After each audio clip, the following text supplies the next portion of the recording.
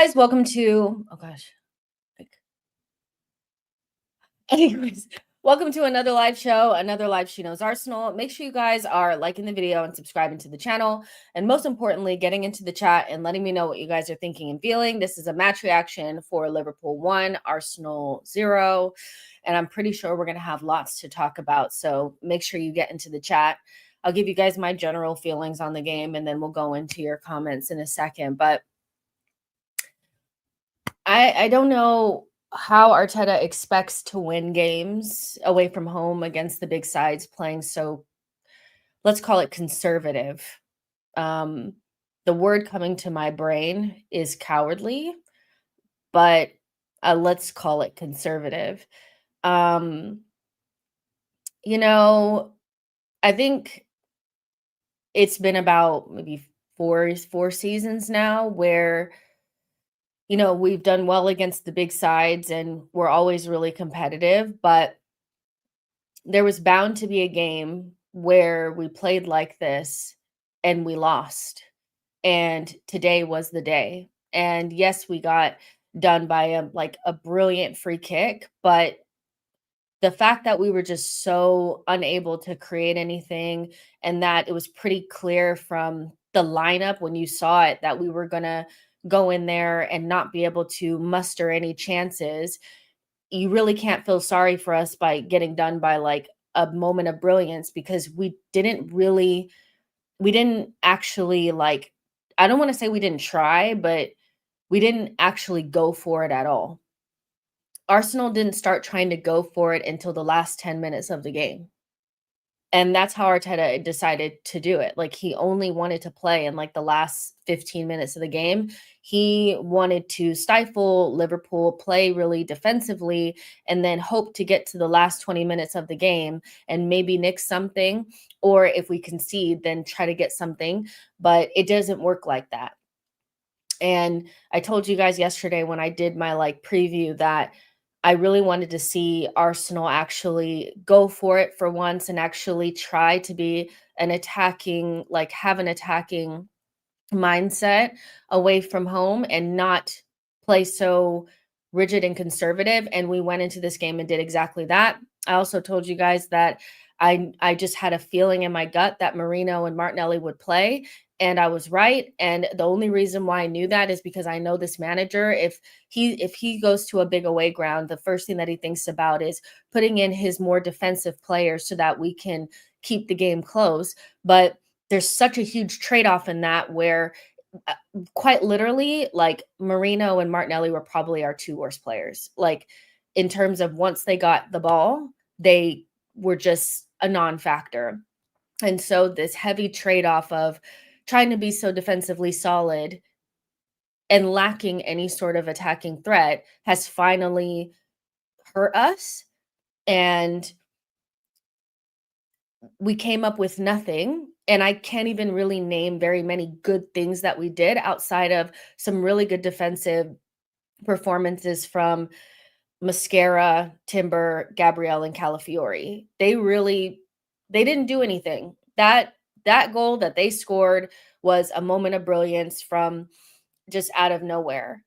But outside of that, you really can't think of any real moments where we opened them up, where we took a lot of shots, where we looked super dangerous. We were kind of just controlling the game in the first half.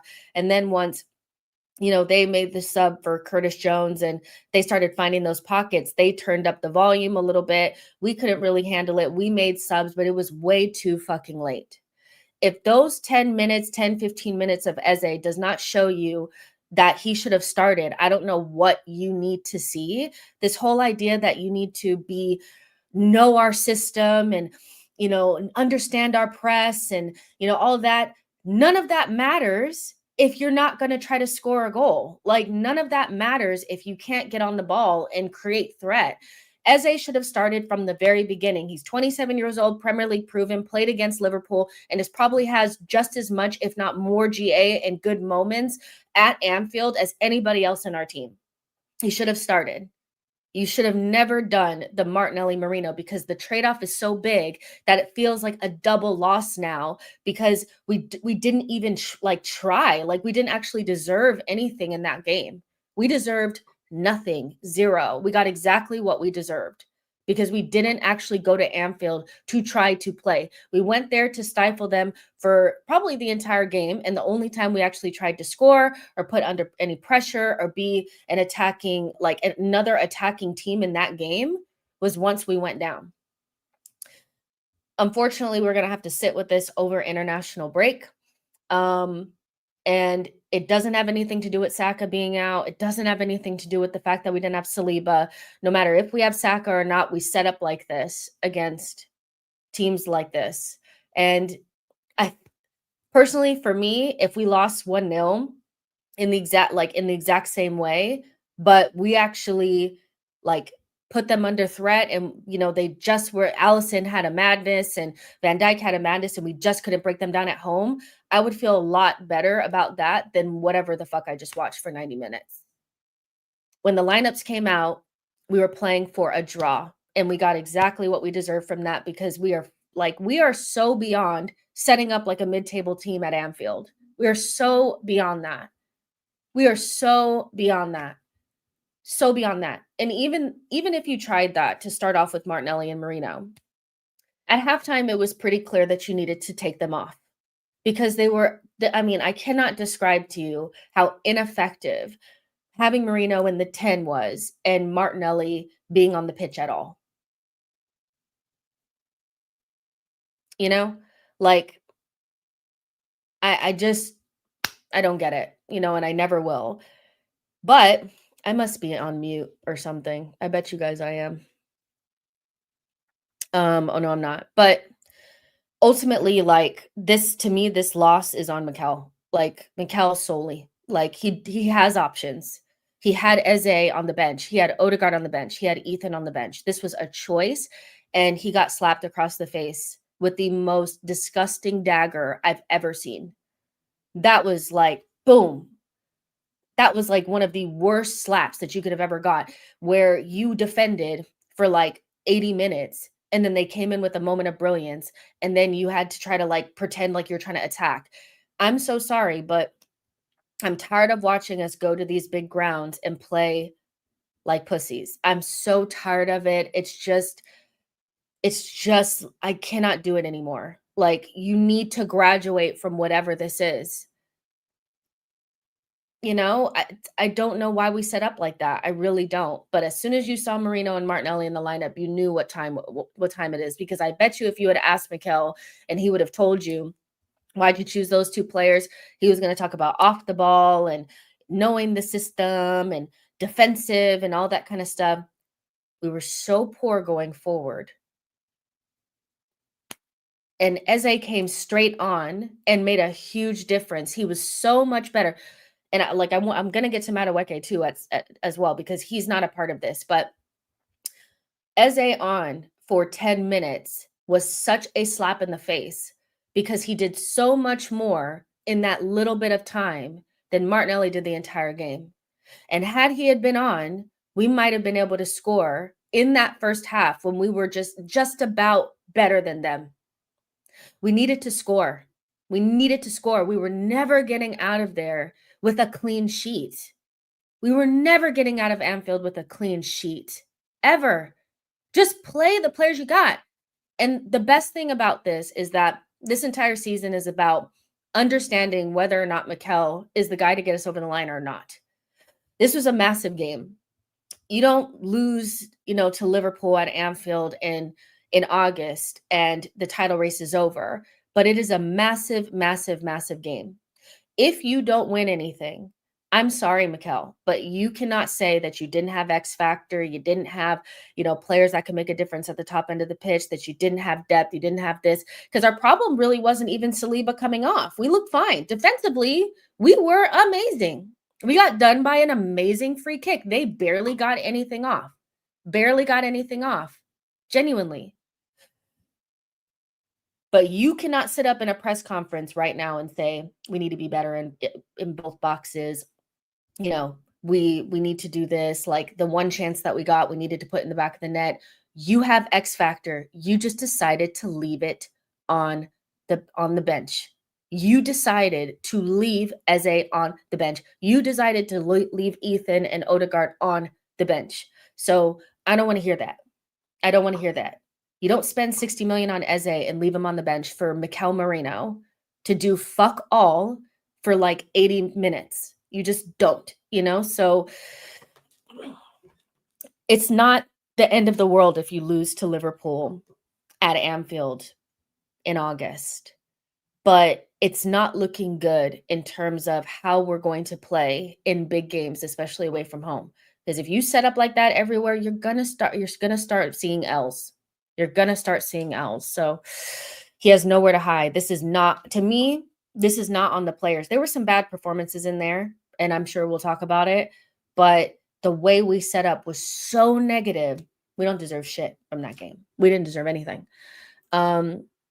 We're not winning the league. I'm not worried.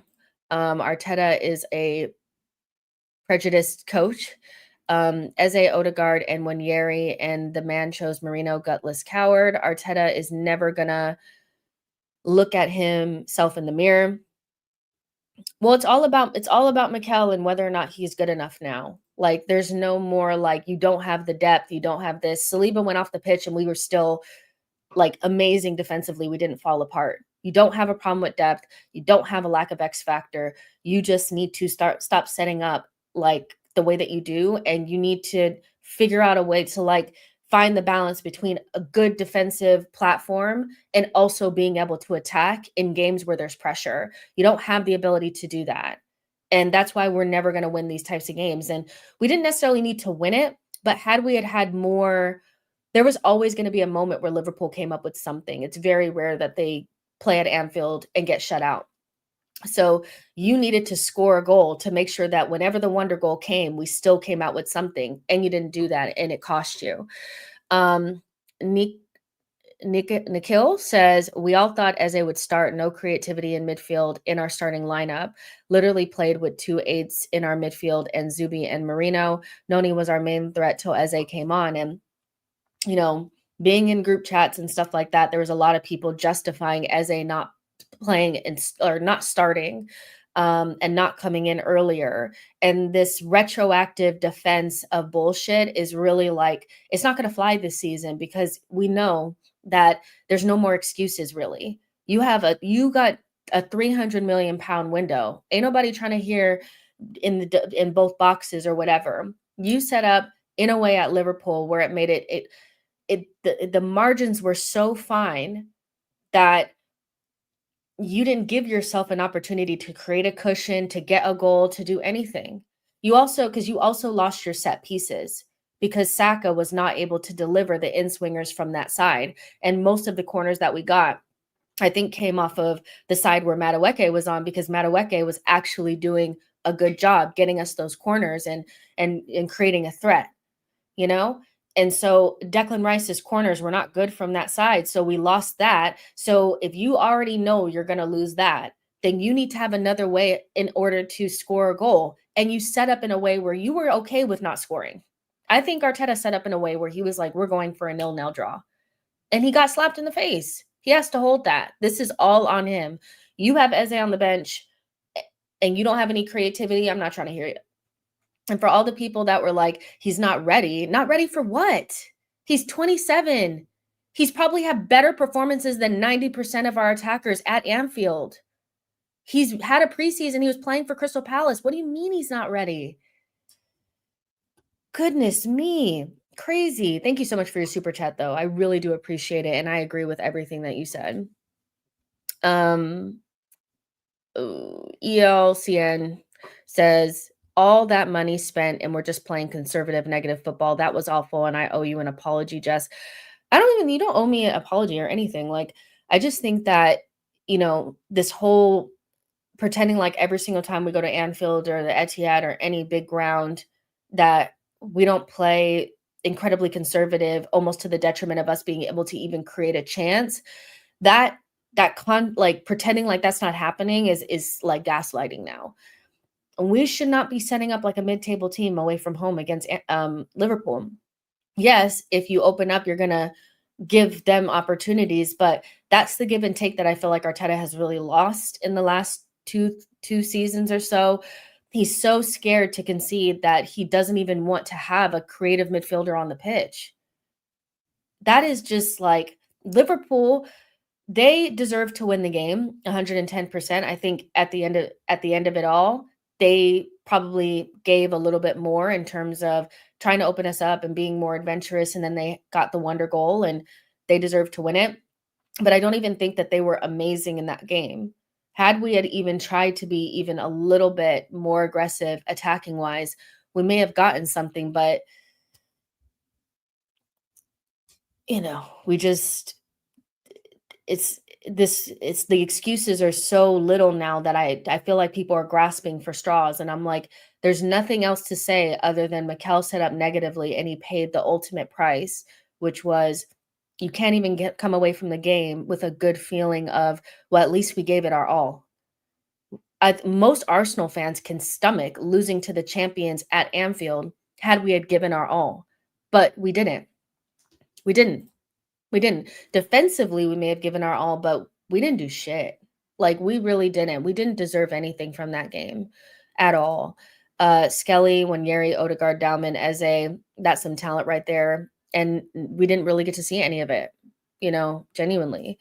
Absolutely agree with your analysis. We lost because we came to defend. No creative player in that lineup. If Odegaard doesn't start, you must either have either Ethan or Eze, with all due respect. And I think, we really struggle to do as much as I agree with most of you guys on the fact that over the last 12 months, Odegaard has not been amazing. But if you cannot see the distinct difference between the way that we look with him and without him, then I don't see it for you. Because even if you hate Odegaard down, we are not better without him because there's nobody to get the ball. Like, he keeps us ticking. That midfield was drowning without him in that second half. They were struggling in the first half just to get the ball to our wingers. Like, Madueke had a couple of chances, but we couldn't even get him really constantly isolated the way that we do when Odegaard has Saka and they're playing together. So if you don't have Odegaard, you have to have somebody that can kind of replicate those movements to get our attack going. And he went with Marino. Of all people, he went with Marino. There was one moment in the first half where Marino gets the ball and there's quite literally two lanes open. He's standing there and the ball is on his left foot. And you can literally see Gyökeres running in behind, and he fucks the pass up so badly that it ricochets off of a defender that's over here and then starts a counterattack for Liverpool. Hello? Really? Choosing him showed me all I needed to know about how that game was going to go, because he didn't even choose him at center forward, which even if he had chosen him at center forward, I would have been like, huh? But at least I could understand that a little bit more. He is not good enough to play in Arsenal's midfield because he offered nothing. And people were saying that he was so good off the ball. And I'm just like, but the trade-off is so heavy that it's almost like it doesn't matter because we can't do anything going forward. For me, this shows Arteta will always play to the system rather to the strengths of the players he has. I remember the exact moment you were talking about, awful for Marino. I mean, my head just flew off my neck when that happened, because I was just like, it's on your left foot. You are left-footed. You can see everybody this way. The gaps are open, and somehow you could not figure out a way to make a positive pass into the space to either Gyökeres or Madueke. You couldn't even pop it over the top. You decided to do a square pass and it got nicked, and then they started going the other way. Crazy. Eze literally cooked Soboslai in his first take on what did Martinelli do? Sell this fraud, sack the coward. I mean, at this point, I can't even get mad at Martinelli, because all that he's a big game player. He's a big game player. He was never going to do anything in this game. If you've been watching him for the last 24 months, you would know that Martinelli was not going to do anything in this game. Yes, he scored the last time that we were at Anfield, but they had already won the league and were on the beach. Come on. He is not the type of player that's going to be the difference between us winning and losing at Anfield in 2025. He should have started Eze. And it was embarrassing for Eze to come on and cook Soboslai the way that he did the first time that he touched the ball. It was embarrassing for him and Calafiori to connect a couple of passes, get it to Odegaard, and almost create a chance for Gyökeres in the first 5 minutes that he was on the pitch. It was embarrassing for him to get into, like, the ball ricocheted, he got into the box and almost scored a goal. It was embarrassing for him to cook Soboslai on the line and almost get into the box, because all you could imagine was that if he had had 45 minutes, 60 minutes, or 90 minutes to do that, we would have created something with him and Madueke on the wings, because Madueke was good in this game. He wasn't Saka, nobody Saka, but he had no help. He had no help, nothing. He was just on his own trying to cook Kirkus, and he was getting us corners and getting us into the box, but there was nothing else going on. Like, this game was so disappointing. The loss is disappointing enough. I'm going to always be a little bit disappointed with a loss, but it's the way that you lose. And we lost in such a way that's just so, like, it's worse than, trying at least, and Allison and Van Dijk having to have world-class games. I stopped listening to that fraud's press conferences from 23-24. He's the biggest liar on the earth. When Yeri got played into signing a contract. Jess, do you think Arsenal should sign Wissa? I mean, honestly, Errol, I can't even really think about signings right now, because I think the team that we have right now is good, so if we sign Wissa, we sign Wissa. I don't know. I can't even. What's the point of signing Wissa if you're not going to play a creative midfielder to get the ball to him? That's kind of where I'm at with it. Cowardly coach, cowardly captain, cowardly left wingers, craziness. Well, was Odegaard the reason why we didn't win today? Because that's another thing, is anytime that Odegaard's on the pitch, you guys blame him if we don't get the result. But quite literally, like, he came on, and we actually got better with Eze. So, yeah, it's really mostly just Mikel. And if this game didn't show you that, then I don't know what to tell you. But Odegaard didn't start this game. And when he came on, we looked much better. So, yeah. It's so much more than a loss. It's knowing that the manager is not willing to be brave, adjust the style, to play to maximize the skill set of the players. That's what's really devastating. Burmese actually, like, 100% correct. Losing a game at Anfield in August will not define your season. But having a manager that doesn't have the ability to find that balance between a good defensive platform and carrying a threat going forward is going to be the difference between you winning and losing at the end of the day.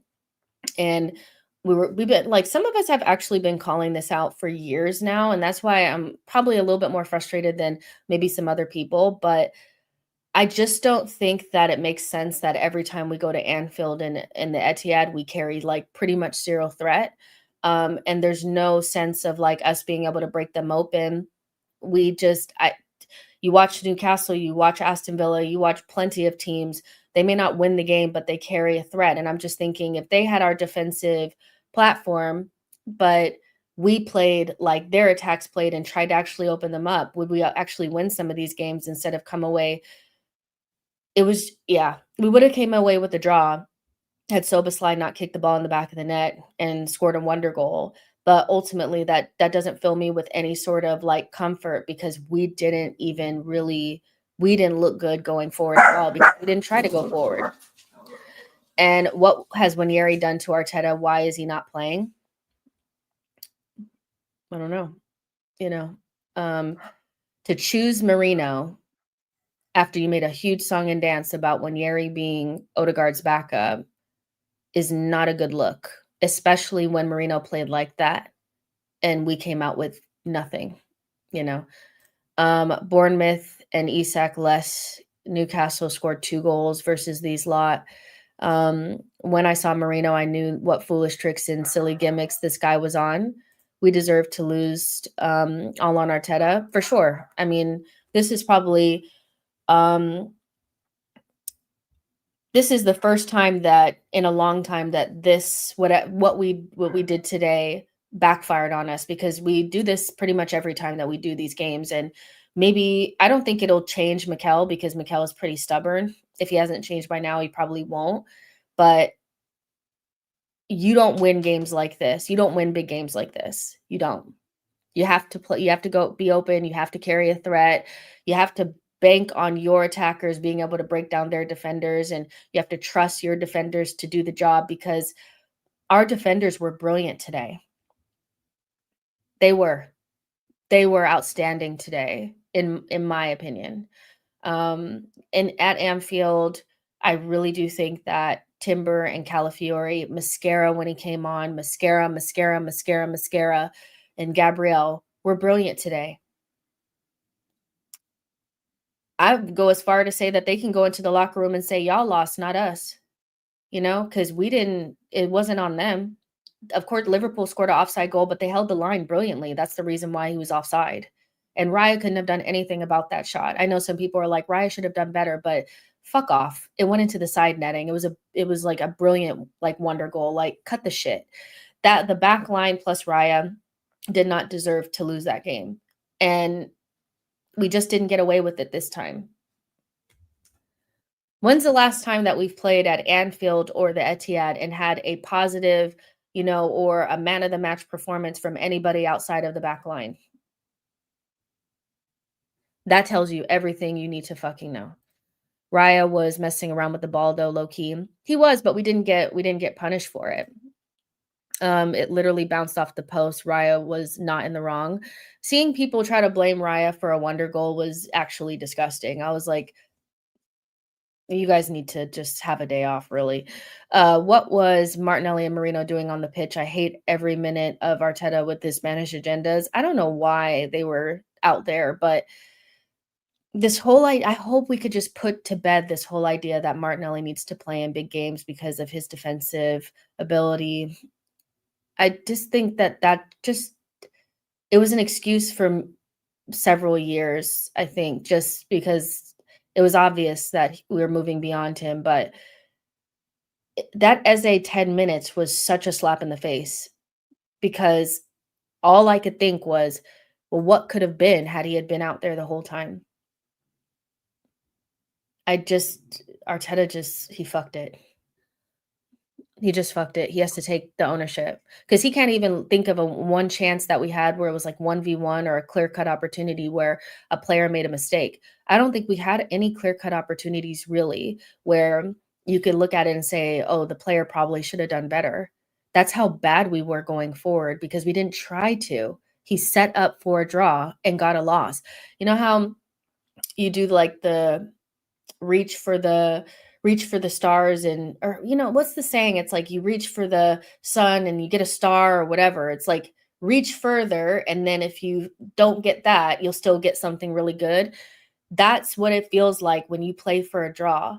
Like if you play for a draw, you're going to get a loss. If you play for a win, you'll probably get a draw because you know what I mean? You have to play to win. We didn't play to win today. We didn't play to win today. And so we ended up with the worst case scenario, which is you played for a draw and ended up with a loss. Seriously. I think some of us predicted that Mikel Arteta will go safe with Marino instead of Eze or Odegaard. It was quite predictable given Eme's methods. Shoot for the moon, and if you miss, you'll still reach the stars. Exactly. And we didn't shoot for the moon. You have to do that. Like, had we had nicked a goal early, getting a punisher like that from Soboslai would have meant that we would have got a draw, but we didn't do anything, Arteta is a coward. Yeah, that exactly. Arteta always start playing after we concede in these types of games. Odegaard is so important to these types of games. I don't know how people don't see it. We're just not the same without him. This type of game is what I saw in the future when we signed Eze. I knew Arteta wouldn't know what to do with all those signings, reach for the stars, and but fall on the moon. 3 defensive midfielders, that tells you a lot. I would say that Marino's not even a defensive midfielder. he was probably one of the last people you'd want in the 6 role. He's not a defensive midfielder, he's just a center midfielder. The biggest issue with Mikel Merino is that the speed of this league is tearing his ass up. And so where he had so much space and time in La Liga to turn around and, play around with the ball, he's getting pressed. And so now he's either being incredibly conservative or he can't even get onto the ball. And this is why there was a failure in his plan to begin with, because he wanted to play a 4-4-2. And Marino was supposed to be the link between the defense or the midfield and Victor Gyökeres, and he failed miserably because he could not get onto the ball. There was a moment in the first half where we did a lot of really good buildup. Timber got the ball and passed it like kind of neatly and tidily in between the lines for Marino, and they just pressed him and just knocked the ball out from underneath him, and he just fell on the ground. And I'm like, this guy cannot be your second striker if he can't be in the pockets. Your second striker needs to be able to be in the pockets in front of the back line so that when they receive the ball, they collapse on top of them and they can slip the ball into your striker. And Marino couldn't do that. Eze probably would have been perfect for that role, but Arteta pussied out. So, yeah. If you observe Arteta, you'll see that he has a more conservative mindset than an attacking one, and it shows in the way we play. But my problem with that, Akinola, sorry, it was like all one word, and I was like, what? Akinola, is that Arteta wasn't like this before, but after we got whooped at the Etihad in 2023, he decided that he was never going to go to the big grounds and get beat down again. And so since then, we've went there incredibly conservative, and we've got some draws, mostly draws, because ultimately we don't play for the wins. And it's kind of worked for us, but today it didn't work. It was really poor, especially since you didn't have Saka and you didn't have Odegaard. So it made it even worse. It felt more like Bournemouth away than anything from last season. Mr. Holiday says, just have to give Liverpool credit for playing well. Going forward, I thought Noni was good. Martinelli was terrible. What did you think of Victor? I think, Victor suffers from, first of all, he has to get used to playing up against better defenders, and he probably came up against the two best center backs, or two of the best center backs that he'll play up against all season at their spot. So yeah, but I thought his link up play in certain circumstances was good. But until I see Victor getting into shooting positions and the players passing the ball to him and him missing chances, it's just going to feel like we don't know how to play with a striker. I saw Victor Gyökeres setting up chances for fullbacks today. I saw Victor Gyökeres linking up play for center backs and, center midfielders today. But there was never once a chance where, maybe once, where we crossed it across where Victor was coming into the box and like Konate got on the end of it. But we only did that once. And so I think this was more akin to maybe the Manchester United game than the Leeds game. And even in the Leeds game, he got one chance that he created on his own.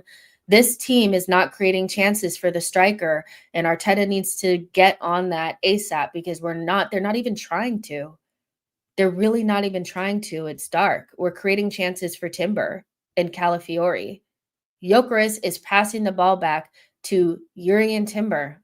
And I love Timber down. You guys know that. But I'd rather Timber be passing the ball to Gyökeres. I don't, he's going to have times where, he's not able to get past the Van Dijks and the Konates. I can accept that. But I cannot accept a game where I cannot remember a single time where one of our players tried to set him up. I cannot accept games where I see him running in behind and Martinelli decides to put his fucking head down and dribble out the end line or the touch line, whatever. I can't accept that, so where, Gyökeres has some issues on his own, needing to try to get beyond players that are just much better than the players that he played against in Portugal. He was never set up for anything. the striker will be at fault when he's getting chances and not putting them in the back of the net. Until then, I'm just like, what are we doing? What's the point of having a striker if you're not going to try to get him the ball? Um, Martinelli is rubbed. He ain't good enough. His fall off is incredible. I mean, I don't know how much longer we need to pretend with the gimmick. You can call me a Martinelli hater all you want, but the guy is done. He played 70 minutes, 75 minutes today, and Eze did more in 5 minutes, and that's not even his position. He's done. We need to move on. Um, I wanna see a gritty Arsenal, just get the ball over the top, up over the goal line any way we can. This is what it takes to win the league. Martinelli has been done since August 2023. It's disgusting. He really thought he could scumbag a header, clean sheet, get this arrogant fraud gone. Trossard is even better than Martinelli. He's done. Sell him. Rodrigo's still out there. And yes, Nelly is done at the club. Nelly lost me. Hi, I think Arteta isn't a winning manager. Well, winning managers are not fearful. And so one of the things I've always kind of pinpointed with Mikel on why I don't actually believe that he is the guy is not because I don't think he's a good coach. He has good ideas, that kind of stuff. He's brought us from obscurity back up into the top table, but he's too fearful. And I don't know of any top coaches that or elite managers that win things that are fearful in big games. If they go down swinging, but it's incredibly rare that you see an elite manager that wins things set up like a mid-table team and not play their best players in games that could potentially decide the title, like at the end of the day, So, getting whooped by City 3 years ago is not a reason to not play Eze, who instantly is probably your best attacker with Saka not being there in a game against Liverpool when you're going for a title. He just doesn't seem to have the ability to let go of this pragmatic thing that he picked up after the 4-1 loss against City. And I'm just tired of going into big games knowing that we're going to play like this. That game has completely changed Arteta's mindset, the 4-1 loss at the Etihad. Jose is available. He just got sacked. I'll take him over this fraud. I ain't even going to defend Arteta. People can say whatever they want. He deserves it today. And that's my thing is, even if you do think that Arteta is a great manager and you think he's the guy, I think we can all at least accept the fact that the way that we set up today was so negative that it didn't really leave us with, we couldn't create a margin to keep us afloat when the inevitable wonder moment came for Liverpool. If you haven't noticed by now, they have the ability to, even if they're not playing well, do something special out of nowhere. Because I don't think they particularly played at their best today. They weren't poor, but I don't think that they were like their amazing selves. We were giving them problems in terms of them being able to break us down. But in the last 2 games, they've scored wonder goals, or not wonder goals, but special goals to win a game at the very end. And we didn't leave ourselves enough of a cushion to account for that. And so that's why we end up with nothing. We needed a goal badly. I don't know. This Stoke style football is so hard to watch. It's clear that Arteta doesn't trust his players to play all out attacking football. Well, I really just, you've spent so much money, so if you don't have players at this stage 5 years in that you trust to play good attacking football, then I don't know what to tell you. You bought 3 new attackers and you should have started all 3 of them today. You should have given yourself a fighting chance of scoring a goal, and you didn't do that. So you pushed for Marino. Marino is one of the reasons why you couldn't muster a chance today. So yeah, come on now. Let's see. I already know what he will say. They scored a lucky goal. We would have gotten a draw if they didn't score a wonder goal. It is what it is. 3 playmakers on the bench against rivals in game week 3. Yeah, the difference makers were all on the bench, and he didn't start not a one of them because he's just he's scared. He's scared. I don't That's the only thing that I can really think of is he thought he was gonna scam it again, and he's just way too reactive, and we didn't carry a threat today.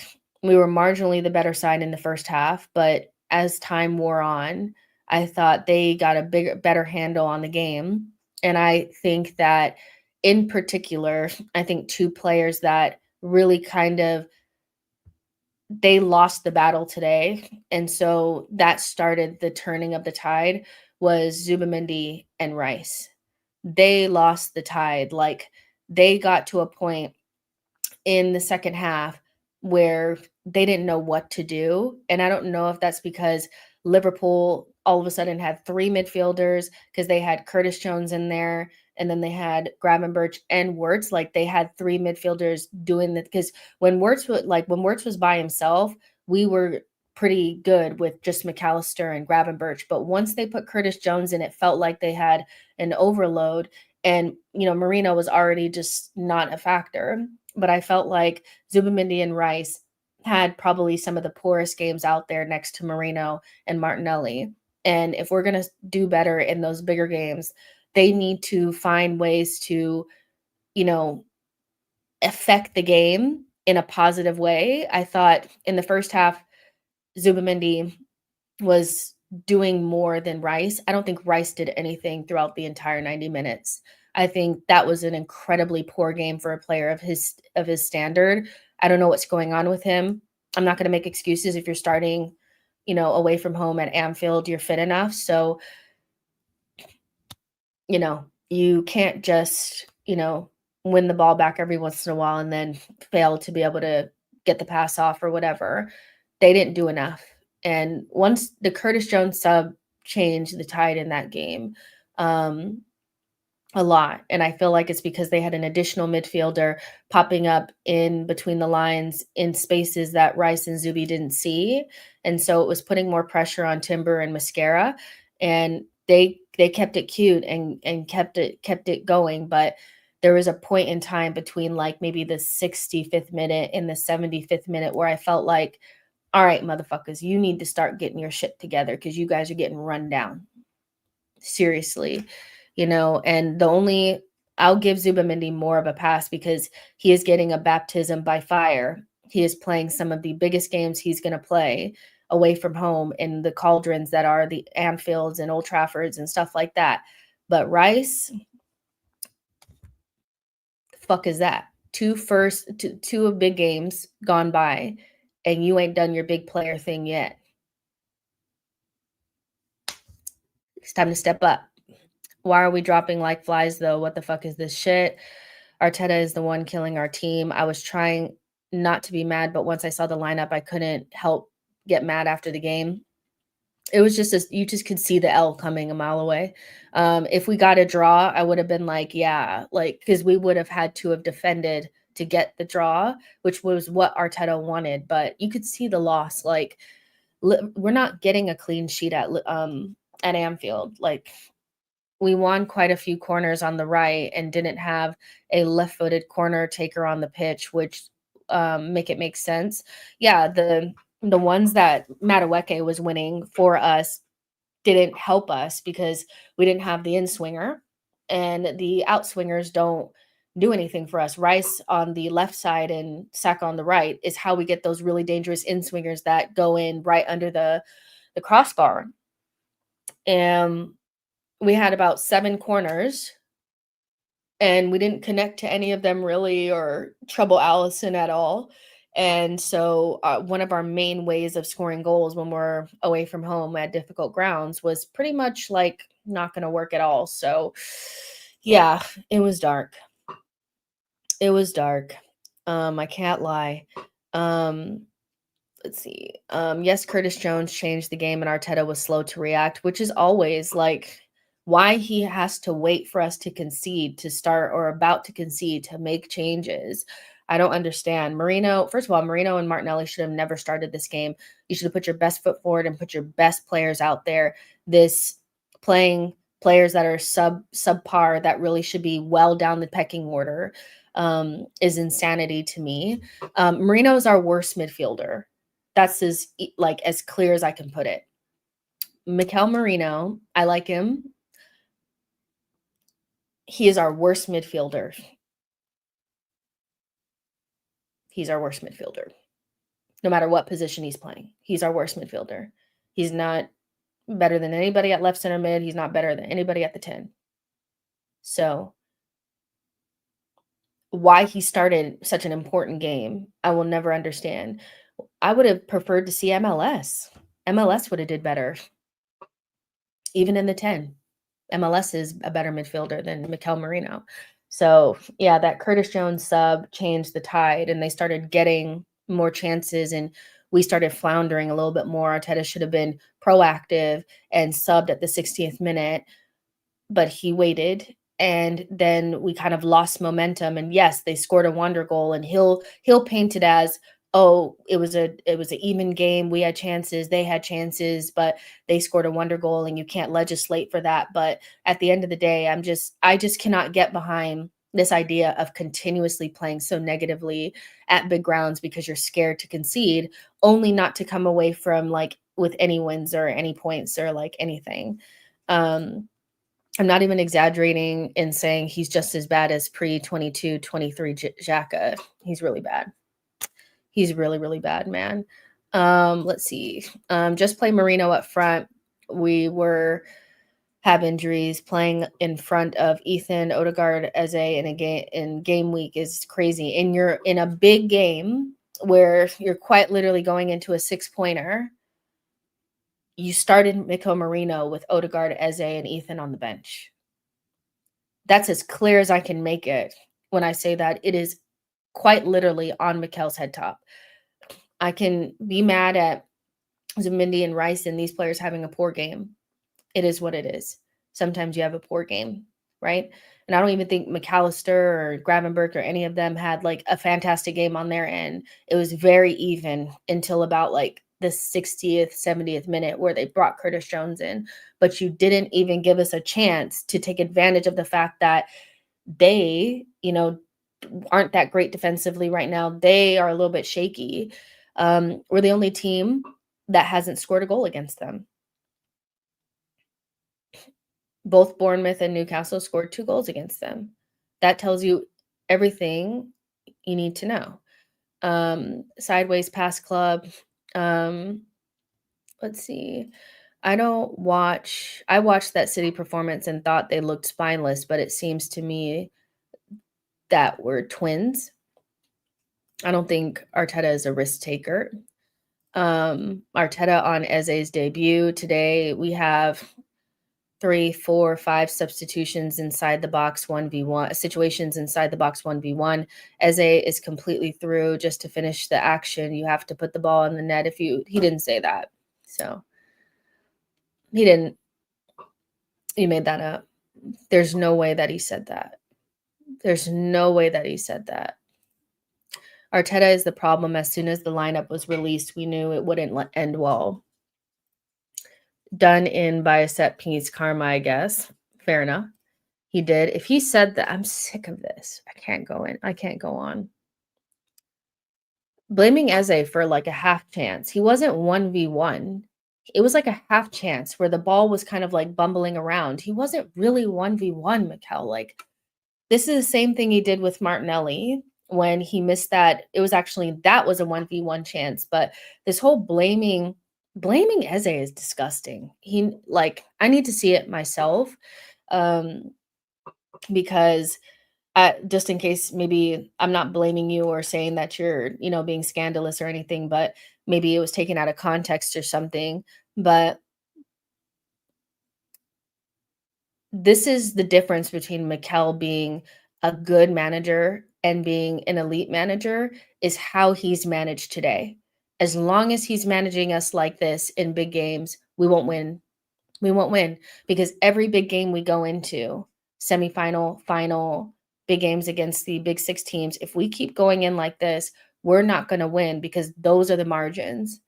I've never seen us be brave against Liverpool or City away from home. I've never seen us be brave in semifinals and finals. There's always, not even finals, because we haven't been in finals with Mikel, but There just seems to be a trepidation, a fear, a rigidity, and these losses hurt more than everything because I can't remember a single thing that we did in the attacking third. Arteta out love. He finishes done. We gotta protest, guys. Why has Martinelli turned so mid over these past few years? I don't know, but the fact that there's still people saying that he needs to play in big games for us because of his defensive work rate and because he's a big game player is just the biggest farce. He just doesn't need to play. He really doesn't need to be playing. He doesn't need to do it. Enough. He's probably not so much blaming Eze as much as he's trying to say, we created chances, but come on, we didn't create any clear-cut chances. We didn't create any clear-cut chances. And Newcastle had a lot of clear-cut chances. And Bournemouth had good chances. We don't create chances against Liverpool. And because he can't even say, well, they lost and we drew. We lost as well. But I'm sure Bournemouth and Newcastle felt so much better about their performances than we did because we didn't even try. Like, I'm sick of this shit, man. I'm sick of this. Like, I'm sick of this. This is not Arsenal Football Club. I'm sorry. Like, we've never been like this attack-wise, ever. Where it's not about the people that we have, it's about the way that we set up and our intention and our bravery. It's more about that than anything because teams with less quality than us in attacking areas play so much better going forward than us in games against better teams. I'm sick of this shit. I really am. The Saliba stuff also sucks, but he was injured in warm up and then tried to play and then instantly got injured. Didn't like what happened with Timber either, that he didn't come off, but he was like injured and White's injured. Yeah, crazy. Arteta will be lucky to win a title once a decade. He'll never have a trophy laden run like Pep or Klopp if he continues with this negative approach. He can't win the league like this. He cannot win the league like this. I'm actually look it up, but I want to see if there's a recent example of a winner losing away from home to the other title contending team and coming out with the trophy, because I can't remember, because I feel like Liverpool and City drew almost every single time that they played against each other. Maybe there's an example, but I just feel like you don't necessarily lose it in August, but that was a 6-pointer. And that means that when they come to the Emirates, we need to win. That also gave them a leg up in terms of Liverpool are going to beat all the small teams home and away. Oh, City against us. Wait, they lost? Oh, okay. But they were going up against us. But I hear you. Yeah, they lost to us away and then they still won, didn't they? Yeah, so I guess that's a good example. They lost 1-0 too, but Liverpool are going to beat all the small teams home and away. They're going to beat all the small teams home and away. I still have questions about whether we're going to be able to put up the types of numbers against the smaller teams as well. So, yeah, fuck. We need to play like Arsenal, smooth playing, flowing football. We need to at least attempt it. I don't think this team has the technicians to play our, Wenger ball or whatever. But they don't even need to play Wenger ball to be able to score goals away from home at difficult grounds. They just need to at least attempt it. I don't want to take anything from Liverpool either. It's not that I don't think that, they're a good side. And, so I don't expect us to be like beating them down at Anfield. But we're just too toothless for it just doesn't make sense to be this toothless consistently, no matter who we got. If Saka's there or Odegaard, it's still toothless, Yeah. I thought we would be transitioning to more attacking football with the players that we signed. We didn't play them. Like, he didn't play them. He didn't play Eze. People that were justifying him not starting Eze were just making excuses. I'm so sorry. But he wasn't ready. What, ready for what? Ready for what?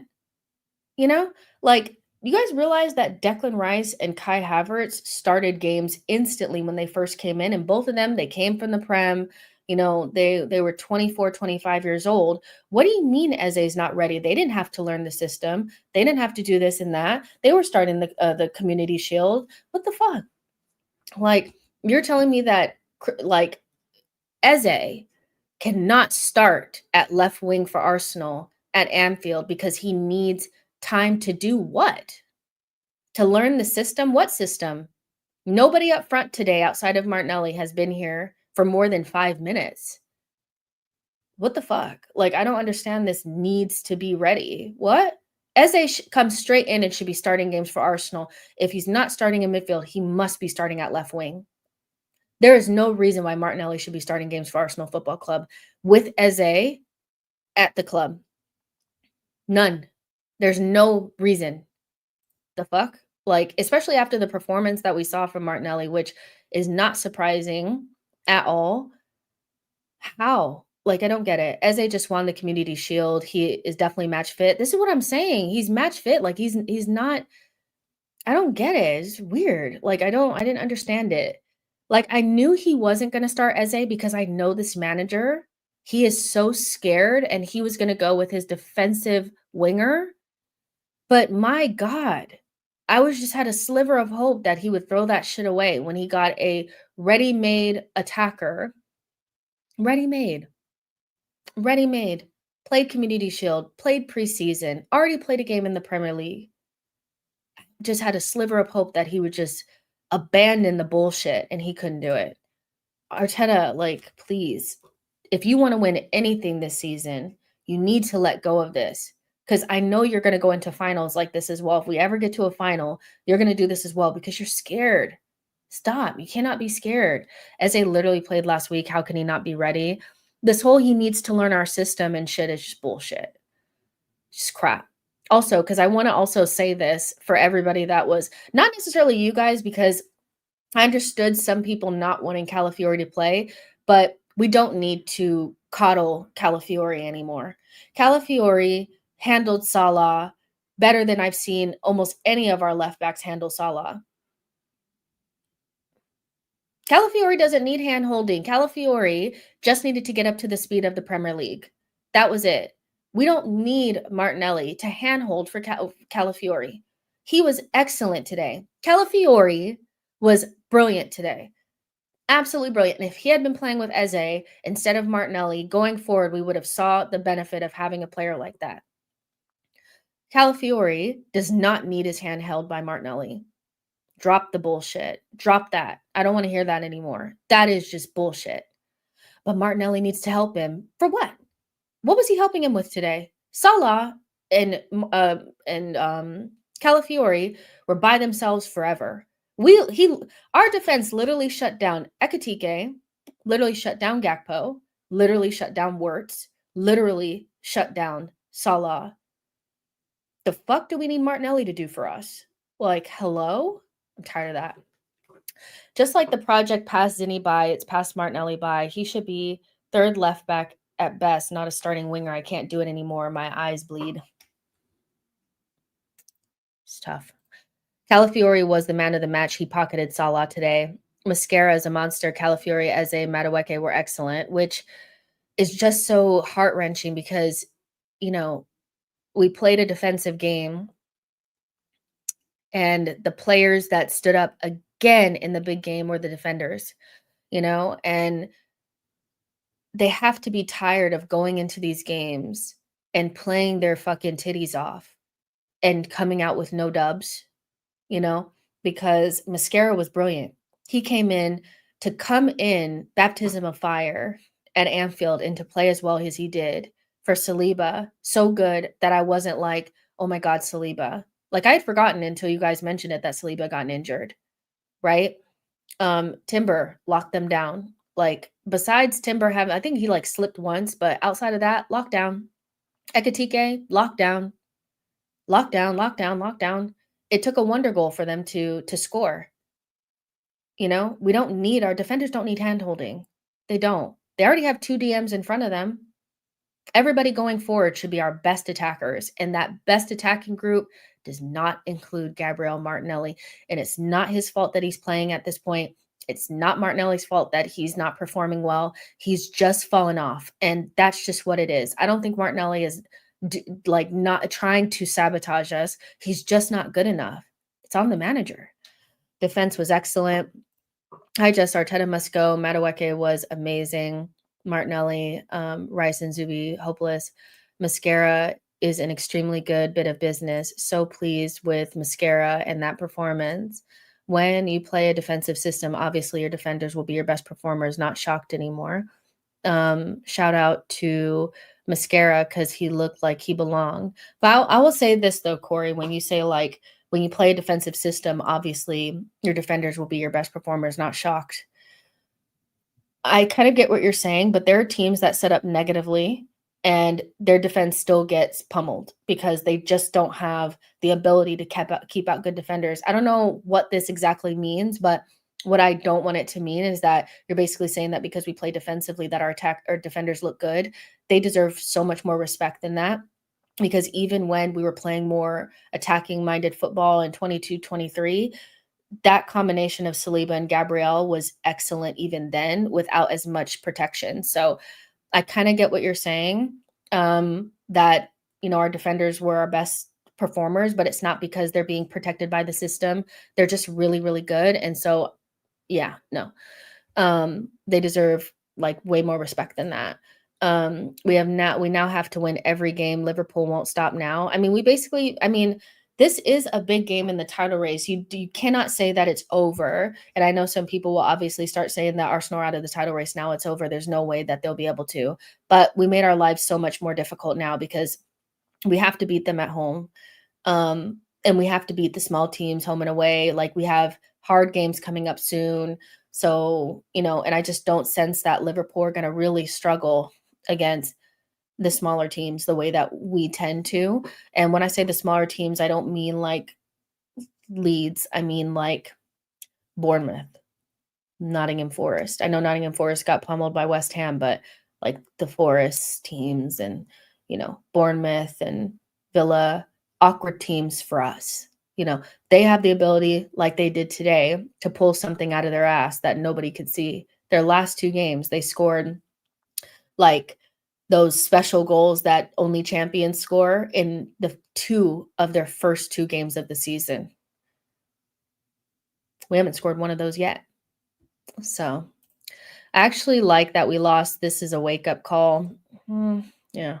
If you think that we're going to go away from home to Newcastle and set up any differently, then,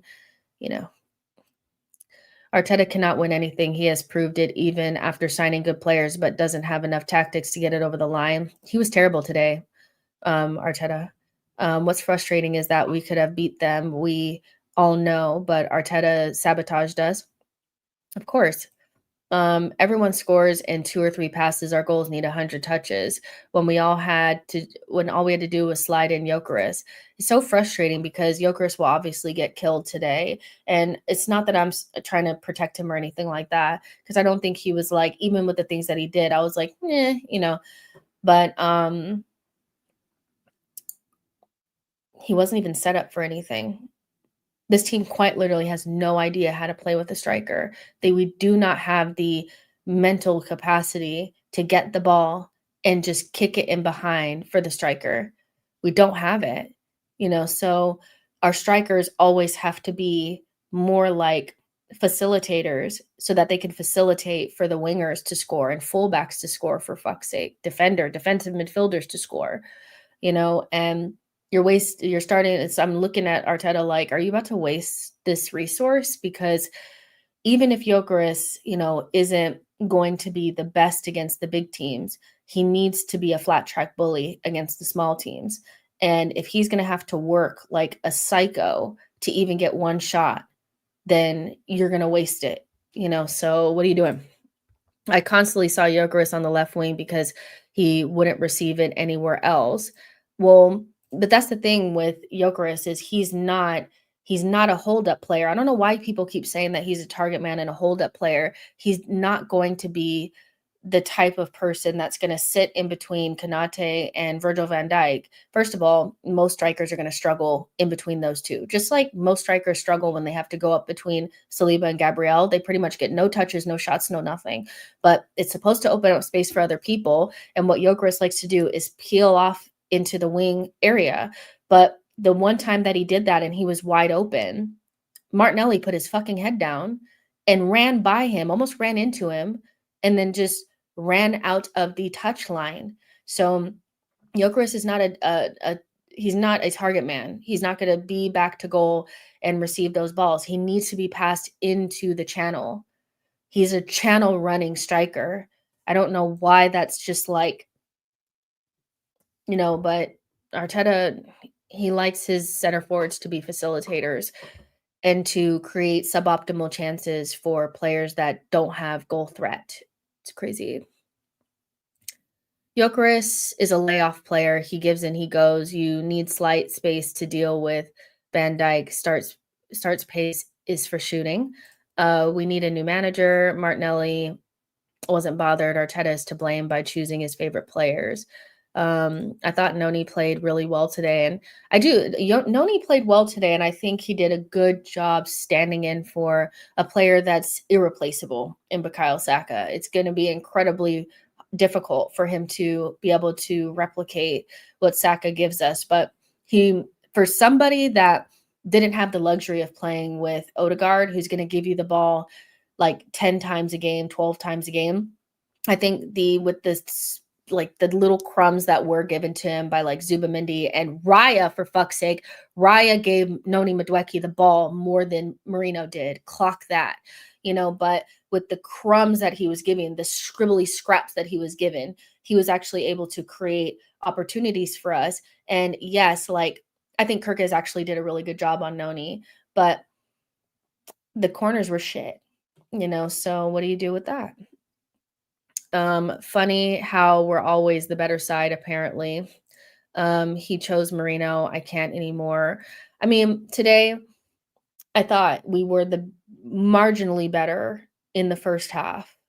But that bang was always in the post, because if you still do not have the ability to score a goal, it's almost like impossible. So we were marginally better because we were controlling the game a little bit better, and Liverpool weren't getting any joy or whatever. But it wasn't because we were testing Allison and we were giving Van Dijk a hard time. It was just because we were winning more of the off the ball kind of stuff, and our defense was doing really well. But if Arteta saw this game as we were the better side and we should have done better with our 1v1 opportunities, then I don't know what to tell you. I was thinking, okay, at the 60th minute, he'll substitute to have Odegaard and Eze in, but no, he waited for the 70th minute. He should have done something as soon as Jones came in for McAllister. Yeah. We controlled the game where we wanted, but we did not have the attack to maximize the control. And at this point, we can't even say it's, because we have terrible attackers. That's what I'm saying. At this point, it's like, it's something that I felt like was kind of clear before, but people were still making excuses, is even more clear today, that it doesn't have anything to do with the players that we have. It's the choices that were made with the initial lineup, and the fact that you left all the good attackers on the bench and chose two of our worst attackers to go to Anfield, and there's no way that you expected us to score. You were playing for a draw, which is disgusting. And so you could have maximized that control, but you chose not to by being reactive and being like scared.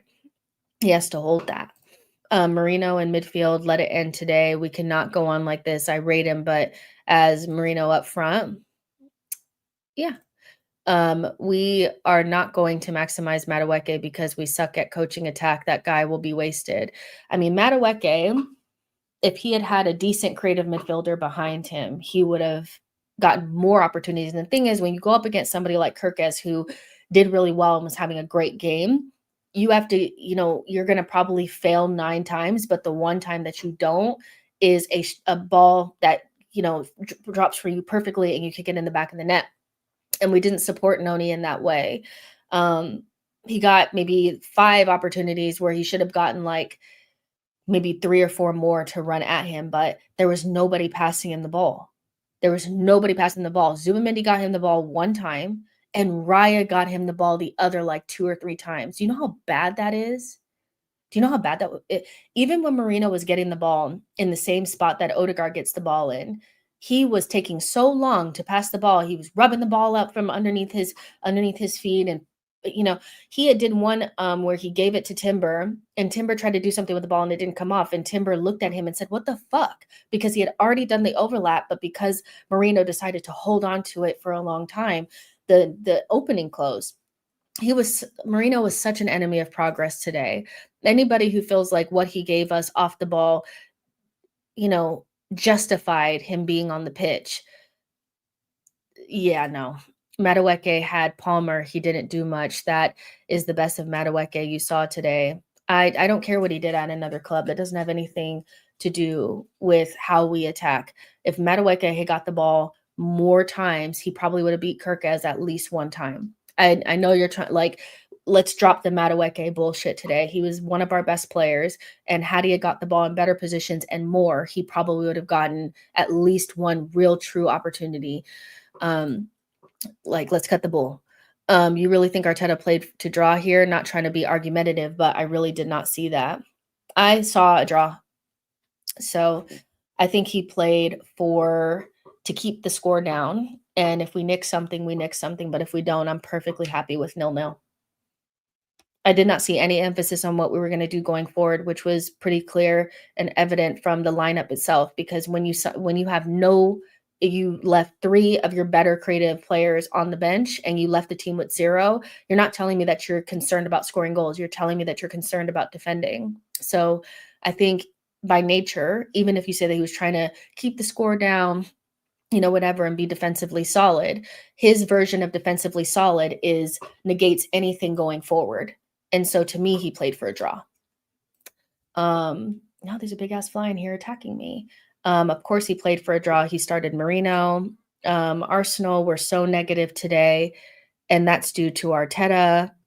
Gyökeres had no service, 3 games, no service. Why buy a player if you aren't going to play to their strengths? Suicidal, not starting either Eze or Odegaard.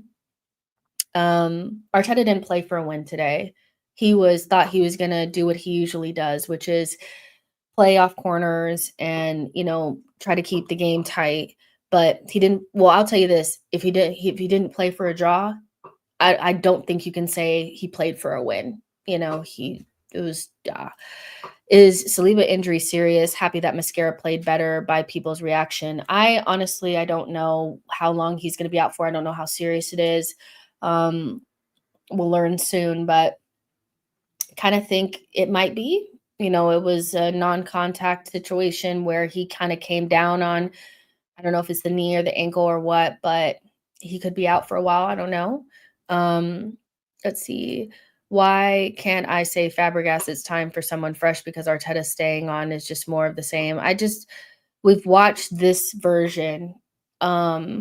We've watched this version of Arsenal away from home at the big sides enough to know that this is what Arteta wants to do. No matter who we have available, whether it's Odegaard and Saka or Madueke and Eze, he goes into the games to shut up shop and maybe nick it on a corner. But there's nothing about the way that we play that says to me that we want to be progressive and hurt the other team. He's scared, and he's been scared since the 4-1. Because before that, we never played like that. When we played against Liverpool and we went away from home, we were trying to hurt them. And yes, we fucked up at the end and we gave away those 2 goals, but we didn't have the depth that we have now. We don't have the defense that we have now. So why can't we be a little bit more progressive? I do not understand this bullshit. I don't get it. I really don't. How has Arteta played to win with 3 DMs? Marino is not good for us as an 8 or a 6. Zubi and Rice struggled in the second half. The image of Zubi on the player's back had me on the floor. Don't worry, Jess. We get to see the ladies next week. I'm excited about that. I need to rid myself of whatever I just watched today. Just remember, Arteta is the second highest paid manager in the Prem, fourth highest paid in the world. This is the style of play and results 15 million gets you. Saliba was injured before the game in the warm-up. It's his ankle. He told Arteta he could play. Apparently, he was walking normally after the game, so shouldn't be serious. People cussing Nelly and Marino don't get it. Arteta is the problem. If we had a better manager, all of our players would look better, and the shit ones wouldn't be our players. We weren't up for it apart for the first half. In the second half, we weren't up for it. I don't even know if it's we weren't up for it, Kwame. I feel like that's, to me, it's like I didn't see a team that wasn't up for it. I saw a team that was basically like they had one hand tied behind their back, because whenever we got into a position to go forward, we didn't have the outlets. We didn't have the ability to create something out of nothing. We just were very much so trying to like keep the ball, and we were so negative. Like I don't know if I feel like we weren't up for it. Because if I thought we weren't up for it, I would have said like, it's not that I don't think that like Zubi and Declan were trying. I just think in the second half, Liverpool wrangled control away from us. And I think when you play against a team like Liverpool, you have to remember that you're also playing against like elite players. So you may have the better of them in the first half, but they got the better of us in the second half. The biggest difference is when they wrangled control, they scored a goal. And when we had control, we did fuck all with it. So I don't know if I believe that they weren't up for it. Do you really think Mascara wasn't up for it? Do you think Madueke wasn't up for it? Really? Like, think genuinely, do you think they weren't up for it? Do you think Calafiore wasn't up for it? They were up for it. They were up for it, but there was no creativity on that pitch. There was nobody that could get the ball and make something happen out of nothing. So, yeah, no. We'll never win titles with this timid safety first football. Strongest 11 always. Marino and Martinelli should have been hooked at halftime when we were on top of Liverpool. To not play your best 11 against Liverpool alone puts it on the manager, because there's no version of Arsenal right now that includes Marino and Martinelli as our strongest 11. Even with Saka out, even with Odegaard out, there were still options that you could have utilized and you didn't. So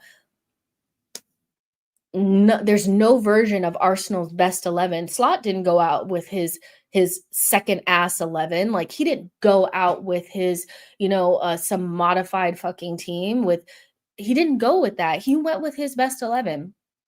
He went with his best 11. There were Liverpool fans thinking that he was going to play Bradley instead, but he played Soboslai because I think he knew that no matter if he probably clocked that Arteta was going to play Martinelli, but we could have ran Soboslai off the pitch had Eze just started the game. It's just Slot didn't go in with his negative 11. Slot didn't go to Newcastle with his negative 11. He won't go to the Etihad with a worse 11. He won't go anywhere with a worse 11 than his best 11. Arteta didn't play his best 11. How can anybody look at this and not look at Mikel like, what the fuck? You just threw that away. Slot is a very, very good manager and knows when to make changes and knows when to tweak things. He's a very, very good manager. Like there's no real, he barely loses any games. Arteta played his whole life for Rangers and Everton, and people expect him to be free-flowing tiki-taka connoisseur. What I meant was the defensive football will lay emphasis on the defending. We don't attack, so of course our defense are our standouts, as we aren't even attacking in isolation. They're still great. Yes, this is down to negative tactics. Apparently, Arteta was asked in the press conference why he played so conservative. He said it was because Havertz is injured. I know he didn't say that. I'm just going to say right now, I know he didn't say that. So these are not quotes. There's no way. These are not the quotes. I didn't. Just why our attacking play regressed so much since 23-24? Does Arteta doesn't start when Yeri to play when Odegaard isn't available? It's regressed because he's scared. Like that's just the the crux of it. Mm, I don't see any other reason why, he why the attack is so much worse, because it's not even so much that we had much better attackers, it's the way that we tried to attack, it's the way that, we were aggressive, it was the way that we were, they were so much more vibes than tactics in 22, 23. And now it's just we're so negative and so defensive, especially in big games, that he didn't feel confident to play Ethan. He did the exact same thing that he did last season when Odegaard got injured. He went with Trossard, he went with Kai, he went with Marino, and you can't say 100% that we would have played better with Ethan or won the game, but you at least want to see the manager making positive decisions instead of negative decisions. When you play people out of position to keep somebody that plays naturally in that position out of there because you don't trust them, to me, that's a negative decision. And that's why I was like, you have to play Ethan. Because if we lose, but Ethan is out there and Ethan has good moments and takes shots, and, Allison just, is having a crazy game, that's so much of a better takeaway than what the fuck we got.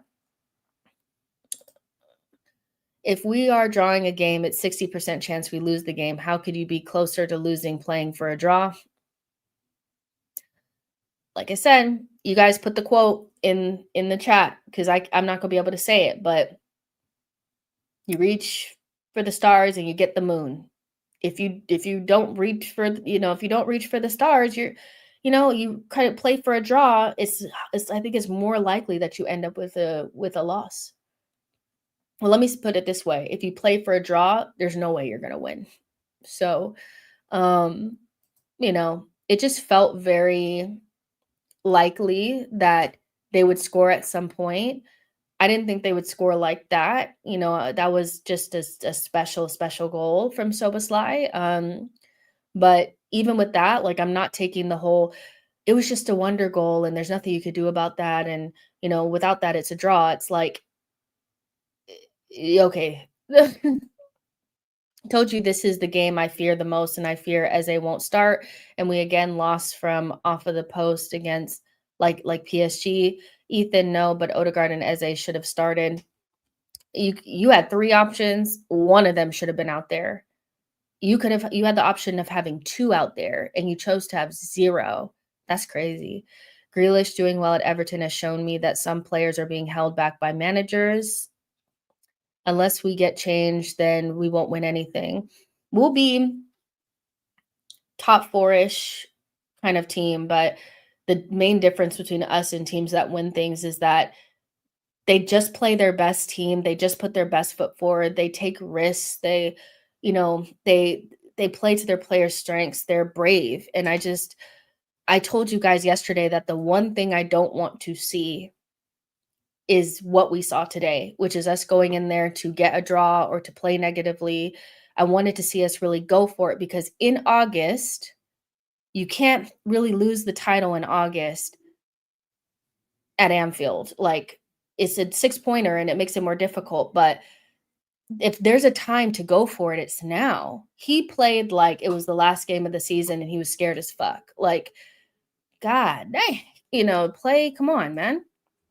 And this is an Isak and Gahey-less Liverpool. Once they get those two players and they start to gel, they will pull away from us once again. Yeah, I mean, and I would love to see our players gel, but until Arteta decides to permanently bench Martinelli and just start playing his best players, regardless to if they defend well or not, then we won't get the benefits either. Because right now, we need to see front lines with when Saka is not here. We need to see front lines of Eze, Gyökeres, and Madueke, and nothing else. Nothing else. Nothing. Odegaard is probably fit. So when we come back from international break, that's all we should see. That's it. And but Arteta has started 2 games this season with Martinelli, our 2 biggest games, and he's had really poor performances in both. When will it click? Freddie says, I love beautiful football. I was proud to represent this team, but I don't see any of that Arsenal today. I mean, we were pathetic today in terms of we didn't really show up, and we didn't deserve anything from that game. I don't know. Arsenal won't sack Arteta because the boards are cowards. He's just chuffed we kept their main attackers quiet, not concerned that we couldn't string a decent attack together for the life of me. And again, this is why I say, like, when we're so heavily focused on individuals, yes, I think that Martinelli is probably, he stands out like a sore thumb in the group. He just is so clearly off of the level, so he shouldn't be playing. But as a rule of thumb, no matter who plays, whether it's Saka and Odegaard or it's, whoever, we have these problems in attack where we just don't even really try, especially like in big games. We really struggle to apply ourselves in the attacking third. This is a tactical coaching issue. Again, people have been blaming Odegaard for 2 years for our attack, saying that if we just take Odegaard out, it will all just fall together. And yes, it was Marino, but ultimately nothing really changes. You need to start playing in a different way. You need to start being more open. You need to start trusting your defense and playing more fluid attacking football, no matter who you're playing. And he is just light. He's just, what's the word? He is night and day different to the manager that we hired, because the manager that we hired spoke so much about wanting to play attacking football and being aggressive and scoring lots of goals and playing fluid, good football and bringing the old Arsenal back. And it took one game against fucking City to make him go back on a good style of football that was getting us so much closer to what we wanted to do. So what can Odegaard do when he's playing for the manager that chooses not to even utilize him to his strengths and the best of his attackers? I mean, we were having this conversation on Judge Mo's show, and he was like, why doesn't Odegaard just do something different? And I was like, if there's anybody on the pitch that's going to carry out the manager's expectations and his orders to a T, it's going to be the captain. Arteta wants him to continue to pass to Saka. He wants him outside the block. Like, what do you guys think this is? This is Arteta's team, and Arteta is coaching them into these positions and to play this way. Arsenal fans will slander Ljungberg with his quotes when some Arsenal legends have constructive criticism to Arteta, our fan base losing mind. I mean, I think Freddie, Martin Keown, Thierry Henry, and Ian Wright are great legends of the club, where they're always willing to help, they're involved, they're positive, but I respect their opinions the most because I know it doesn't come from some like weird like place of like weirdness. They just want the best for the club. And nobody can really sit here and tell me that they love the football that we play. We all know that we were complaining ad nauseum during the summer about wanting a different style of play because it's dead. So Ljungberg saying it is not that big of a deal. Like, we all know that we play some of the worst football in the Premier League in terms of on the eye. Every time that we play up against a big six team away from home, we try to stink it out, So we just have to hold that. That doesn't mean that we're a terrible team. That doesn't mean that we don't have quality and talent in our team, but Arteta plays negative, regressive football. And that's not the Arsenal way. So yeah, this team is good to win things, but the Arteta guy, Lord help us. By old Arsenal, he didn't mean, oh God, this fly is like fucking attacking me.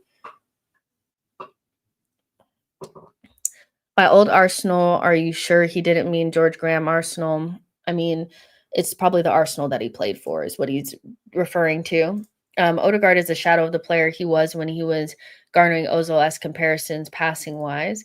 It's a big old fly. It's big old fly. And it's like I tell you guys, always keep the doors open, or like one of the doors open for the boys to go out. But it's killing me because I am always like killing flies and shit. That was a huge fly and it was fucking attacking me.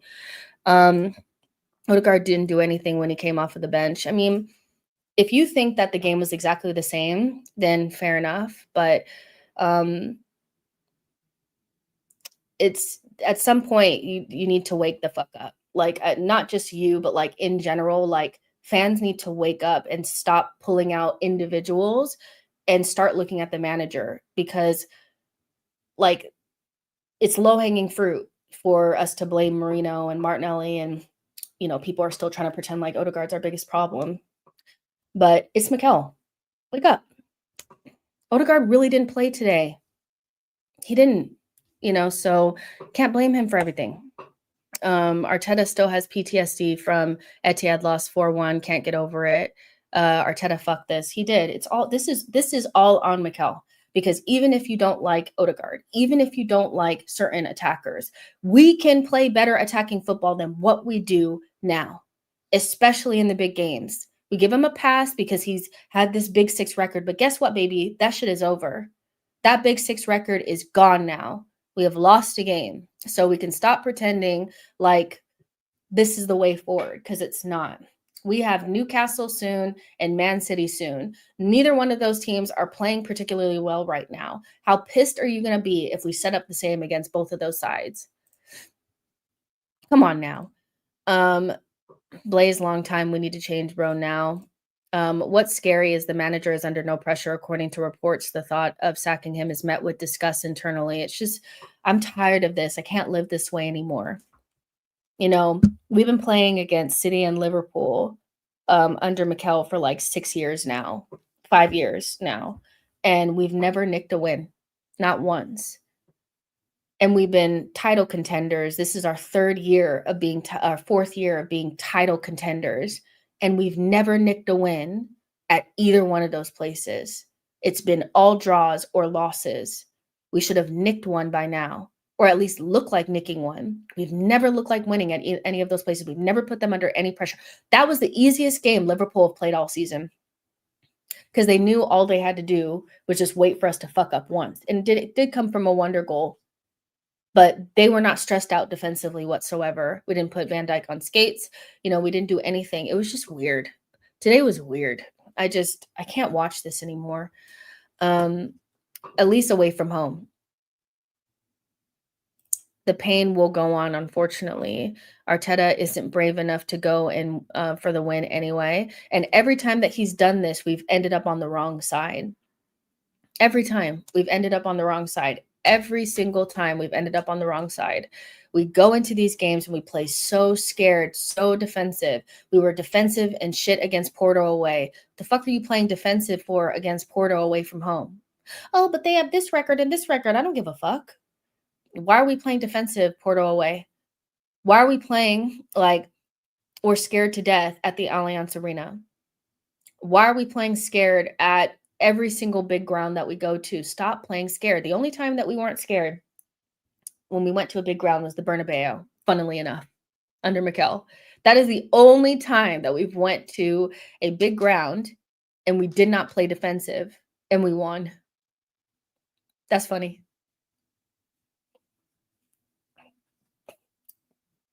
It's true. That is the first time, the only time under Mikel I can think of that we went to a big ground away from home and we played like we had some fucking sense. We put them under pressure. We created loads of chances. Like, the defensive factor ain't even the issue. It's there's no attack plan, zero attack plan exactly. Defensively, we were great today. They had to break us down with a screamer. You can stomach that if you made Allison and Van Dijk work for their check today. And we didn't. Allison didn't have to do anything today. He was comfy. There's a rumor that Arteta likes Marino more than Odegaard. Okay, he can. But if that's the truth, then have fun with that. To be honest, the earth-shattering, groundbreaking, astronomical bottle in 22-23 should have been enough reason for eyebrows to be raised about that manager. I think we may be in the territory perfect is the enemy of good, trying so hard not to concede and have perfect clean sheets that we have forgotten how to thrive in attack. The defensive factor ain't even the issue. I read that one. Yeah, for sure. Like, we're trying too hard to keep a clean sheet. And this is probably the first time in the league that we've ended up on this side, because again, we haven't lost to anybody in the Big Six in like a million years. So this is the first time, but it was bound to happen. And Liverpool aren't going to be any easier to play down the line at home. And they're not going to come to the Emirates and sit back and be scared. They're going to come at us and play like it's their place. We're the only big team that goes away from home and plays like a mid-table team. And that just drives me up the wall. You should go to places with the emphasis on hurting them as well, and we didn't do that today, and it started from the lineup. It's not even on Marino and Martinelli. They did as probably as good as they can do, but there's no version of our best 11, even with the players that we have out, that includes either one of them. So, yeah, spot on. I wasn't even excited about the signings because we still have Arteta. Every player looks worse under him. Saka actually plays better for England than us.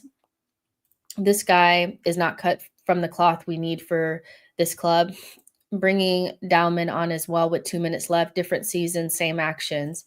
I'm sick and tired of this manager. Had enough. I just need to see a different manager with these players. Arteta is just so weird. Plays football weird and negative. It is weird. Let's see. Arteta has got Gyökeres running around looking like a fat kid in the playground. I hate that. I hate what's happening with Gyökeres because I think we spoke about being afraid of this happening. That Gyökeres is going to end up really suffering because we can't create the chances for him. And even the last game where he scored the 2 goals, one was the penalty and one was a moment of brilliance of him just creating it on his own. And that was it. That was it. That was all he did. So he still has yet to have a teammate create a clear-cut chance for him in the league, Yeah. Hey, Jess. I think in the first half, Arsenal didn't show enough intent when we could have got at them on a few occasions. Arsenal played for a goalless draw and got beat playing not to lose. Exactly. Arteta's favorites are Odegaard, Martinelli, and Havertz. Okay. Can already feel the season's going to be another anticlimactic with Liverpool running away with the league again. Still no excuse. I told you guys that no matter what, there's no excuse not to win something this season because unless Liverpool do something that nobody's ever done, there's 4 trophies on offer. And no, we probably won't win the league because I think Liverpool are just better than us. They have a better manager and they just have a better team and they're about to add to that team. So, it is what it is. But all of the 3 other competitions that we are in do not require you to be the best team, So there's no excuses. You need to win something. The league looks, it just is what it is. We're going to drop more points than they are, most likely, So, but you still need to get something. Eze almost scored in 10 minutes, and this fraud is behaving like Amarim. I mean, it's insane that he did not start Eze. I think that's insane. I do. I just do. He's not ready, and he doesn't know our system and all that bullshit. Who knows our system? Madueke and Gyökeres are just out there suffering. It's not like they're first of all, whatever the system is, especially from an attacking standpoint, needs to be chucked in the trash anyway. You need to build a system around getting the best out of the players that you have. So Eze is the type of player that you could throw into pretty much any team and he's going to change the game for them. Stop acting like this system is so cool and oh, it's just so intricate and no. The people that were saying that Eze were not ready are just weird. It makes sense that he didn't start him. No, it doesn't. Even if you anticipated him not starting him, it does not make sense. It didn't make sense not to start Eze. Let's see. Liverpool are winning the league if we continue playing with no risk. And also, Liverpool, again, have already scored 2 the Stuff of Champions goals. The Szoboszlai goal and the goal from the child in the dying seconds of Newcastle are giving me the feeling that the league is done. It's not, but it's not looking good, so far. And if we don't get our shit together, we're going to drop more points in this difficult kind of run that we have, So, yeah. Liverpool were awful today, to be honest. I don't think Liverpool were good, but they deserve to win the game. We can all take losing matches and not winning trophies, but we want to have fun and be entertained. This manager plays boring football whilst not winning. Only giving Eze 20 minutes is criminal. Pat with a banger right there. That is a banger of a comment right there, because I think all of us know this, like, kind of in our gut, that and for a while, people were like, "Well, do you wanna go back to the old days when we were playing Vanger ball and, we're getting killed 5-0?" And it's like, don't be pedantic and don't be intentionally obtuse. Nobody wants to go back to losing a bunch of games. Like, that's not what people are saying. But is there any way to compete and also play attractive football and carry a threat in hard games? Or is that just we have to pick? We have to be either defensively solid or good in attack. We have to choose. Like, I don't understand why we have to pick and choose, and why no other team has to pick and choose. Liverpool doesn't have to pick and choose. City don't have to pick and choose. I know that City lost today, but City doesn't have to pick and choose. PSG doesn't have to pick and choose. Barcelona doesn't have to pick and choose. The only good team that has to choose between being good in attack or good in defense is Arsenal. And of course, we want to be excited. I want to be excited about watching us play. I knew today was going to be ass by the lineup alone. That's why people are so excited about Eze, is because he's going to bring a little bit of joy to what has been death over the last 2 seasons, because Arteta plays this weird attacking style. And if we had at least worked Allison and made it difficult for Liverpool, but we conceded the screamer, you can stomach that, because it at the end of the day, it is away at Anfield, right? You can stomach that, but today we didn't look like title contenders or champions. We just look like, I don't know. I don't know what we look like. It was just, I've never seen a team set up like this consistently and call themselves a top team. I just don't get it. Can't believe we were winning 5-0 and we were winning 5-0, 6-0 away from home in 2024. Arteta felt like he had to change that. He spun Szoboszlai when I thought there was no way we get out of the corner, and this fraud still starts Martinelli. That 10 minutes from Eze was damning. It was damning, because all you could think about was what would have happened if he had been out there the whole time. Martinelli couldn't even beat Szoboszlai. I'm not saying that Szoboszlai is not a good player, but he's not a natural right back, so what the fuck? And people think we escaped Bayern, Inter, Atletico with this BS football. Arsenal FC are the biggest team in England, the third biggest team in England. We aren't expected to win every season, but I can't stand the fact that we have a team for the first time in years to genuinely win something for once, but we can't. It's the manager. It's the manager. It's not that Arteta is a bad manager, because that's what people hear is like, oh, you hate Arteta and Arteta is a bad manager. But if you don't question him today, then when will you question him? Because you can't really keep blaming Martinelli, because Martinelli didn't choose himself. You can't blame Odegaard today. Odegaard wasn't putting in bad passes for Gyökeres today. We quite literally didn't carry a threat at all. You cannot blame him. Anybody outside of Arteta? Mikel confirms William Saliba sustained an injury in the warm-up, but tried to start the game anyway. We still can play beautiful football with our current defenders, but Arteta doesn't trust enough our players to play attacking football. All you have to do is control the ball, pass it. Martinelli gets on the ball and acts like it's a bomb. We have 4 creative players on the bench and the best defense in the league, and this arrogant fraud chose that lineup. It's dark. And the longer that they have these moments where they don't score goals and they don't carry a threat and they don't look like a fluid, dangerous attacking side, the more of their confidence is going to be knocked. And I think what scares me is that we go through, this is our second season, like the last season had to be an anomaly. They had to be able to throw that season away and say it was just because we had an off season and we didn't have our players, and we can chuck that in the trash, but we're actually who we were a couple seasons ago. If you go halfway through this season and you're struggling to score goals, or you're having a difficult time and you don't feel confident, it's going to become who you are. And Arteta needs to figure out a way to get into the minds of these players and let them vibe a little bit, even in stressful situations. One of the things I used to love about Klopp is Klopp used to be able to make Liverpool used to be relaxed in the most stressful of situations. In the most stressful games, they looked relaxed, always. Even if they had a little bit less talent, even if they had injuries, whatever, they always looked relaxed. So relaxed that even if they had to bring on kids or whoever, there was always an element of they're going to be they're relaxed and excited and ready to play. Arteta is the opposite. Arteta is the opposite.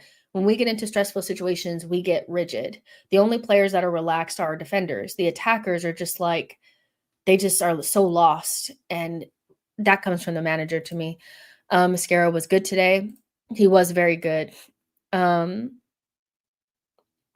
Let's see. Bias is saying something to me. I think you can't blame her. It's an unacceptable to lose in that manner. Um, Listen, if you think today was fine, fair enough. You're more than welcome to love what happened today and all that. Because Blaze is saying, damn, Jess, you already gave up on the season 6 year and still can't win major trophies. It's absolutely crazy. It's not about me giving up on the season because I just said that there's no excuse not to win something, even if the league is too far for us. You know, there's still multiple competitions to win. It just feels bad that in week 3 it already feels like it's almost insurmountable to win the Premier League. Like coming out of that game, I don't feel confident that we're going to win the league. I'll say that for sure. I feel very confident and like fine with saying that after today, not because we lost, but because the manner, we don't look any different than we did in years prior. We just didn't get the rub of the green. We just didn't get lucky enough not to get slapped in the face with a Soboslai banger from way outside the box, you know? So no, I don't feel confident about winning the league. But the other competitions, you got to win something. I'm not trying to hear, oh, well, we didn't have enough quality and we didn't have enough this. Fuck that shit. We had Saliba came off and we still like we were good defensively. You're bringing in Hincapié as well. So you can lose Saliba and still look good. If he's sitting there saying that the reason why he wasn't more attack minded was because he didn't have Kai Havertz, leave. Like I do not have the stomach for a manager that needs Kai Havertz to function. When you just bought 3 attackers, one of which is one of the best players in the league outside of the top 6. I don't want to hear that. Liverpool are favorites to retain the title for sure. After today, they were already the favorites. There was never a time in my brain that I thought we were the favorites. They were trying to push it onto us, but it was just mind games. But they're the favorites and quite clearly the favorites as well. Mascara and Noni were bright sparks in an otherwise dull team performance. We need to paint Gyökeres purple so our forwards can find him. And Eze should have started defensively solid, but snooze and attack. Yeah, I think our new signings outside of maybe Zubamendi, he had a rough game today. I think applied themselves well. I do not blame Gyökeres. Gyökeres is not getting service at all in any way, shape, or form. So he's doing what he can. And Eze should have started. There's no reason why I shouldn't start. You could have ran the Martinelli against tired legs gimmick with 10 minutes to go, but Eze with more than 10 minutes probably could have created 3 or 4 more chances. He had the beating of their whole right-hand side in 10 minutes. He beat Soboslai twice in 10 minutes. All we needed was Gyökeres. Now they're not feeding him. Havertz, Madueke, Martinelli sacked this guy's soul. If he actually sat there and said the reason why we were so conservative is because we didn't have Kai Havertz, I just don't think I'll back the guy, but he doesn't have it. He doesn't have it. Havertz cannot be the reason why you are playing defensive. He's too big of a player in your team. He's not good enough to hold this level of a stature in a title challenging team. I'm so sorry, but that's horrible. If this guy's serious about turning things around, he has to drop either Zubi or Rice and start Ethan and Odegaard in midfield and play Eze on the left against Forest. He's not going to do that. But I do think if Rice has another poor game, we should start considering maybe playing somebody else at left center mid. Because if he keeps putting in the performances that he's putting in, the level of performance is so low that I don't think it would make sense to to whatever he's going through, he needs to get over it on the bench because he's played 2 big games and has literally dropped zeros. I've never seen that with Declan Rice before. He's had poor game or like not as good games, but right now it's so bad that I'm like, maybe just play Eze at left center mid for a couple games and see how that goes and let Rice shake it off. Because I don't understand what that was. We can't play games without a midfield. Like, that's just crazy. Arteta did call out Eze, which is ridiculous. The press conference from Arteta is so bad. It's so bad. He needs to go. Guys, I'm going to have to go because I genuinely do not think that I can sit here without saying something that I may regret.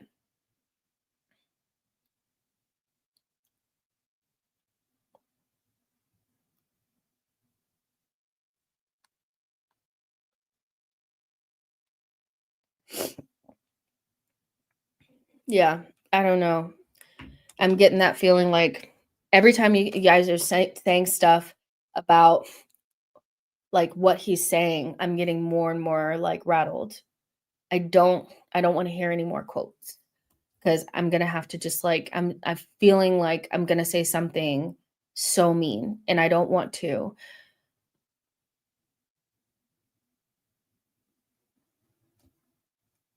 Calling out Eze is so bad when you should have started him. You started Martinelli. This whole gimmick that he does every time he loses a game where he blames other people and doesn't take accountability is getting so old. It was you. All your fault. Lay the blame on you. You had a poor performance today.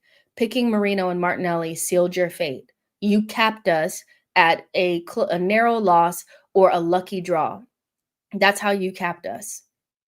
Like, you had Odegaard and Eze and Winieri on the bench. Dowman came on, but Ethan didn't. Are you okay? Like, no more quotes. No more quotes. Did he really air out Eze or is he just trolling? I need to read it myself. Out of all the games he had to start Marino against Poole, this guy is an absolute joke. He saved him for this game. Remember, you guys, he saved Martinelli and Marino for today. He didn't play Marino or Martinelli against Leeds. That was purposeful because he knew he was going to play Marino. And I don't know. My guess, I still feel like if Odegaard had been fit, like fit, Marino was going to start up front. Because if he's saying that the reason why he didn't play more attacking was because of Kai Havertz, where would Kai Havertz have played today? He would have played. He was going to play Havertz up front against Liverpool.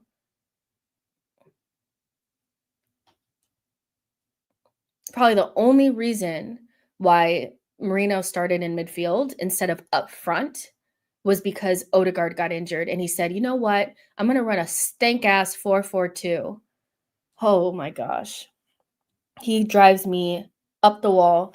And the main reason why he drives me crazy is because I know this team is good and we are going to lose these players and be stuck with him. And I don't like him as much as I like these players. I don't. These players are good. These players can play much better attacking football. They just need a manager that just trusts them and lets them vibe a little bit and gives them the confidence to go to any ground and shake the table. And he doesn't do that because he's scared of his own shadow, and it's driving me crazy. If he actually called out Eze and said that the reason why he didn't play more, he played so conservative was because he didn't have Kai Havertz, I'm going to punch a wall.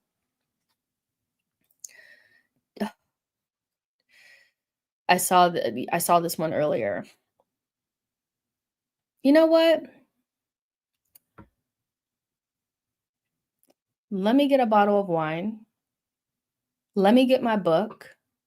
Let me sit my black ass down on that couch and forget that today happened. Because we're going to have to dissect this for 2 weeks because we have the international break now. I'm done. We've spoken for 2 hours. But I love you guys. Thank you so much for doing the show with me. So hard to lose games. But, you know, at least we get to lose them together. You know? Make sure you guys like the video and subscribe to the channel on the way out, and we will talk tomorrow more about the bullshit. Bye, guys.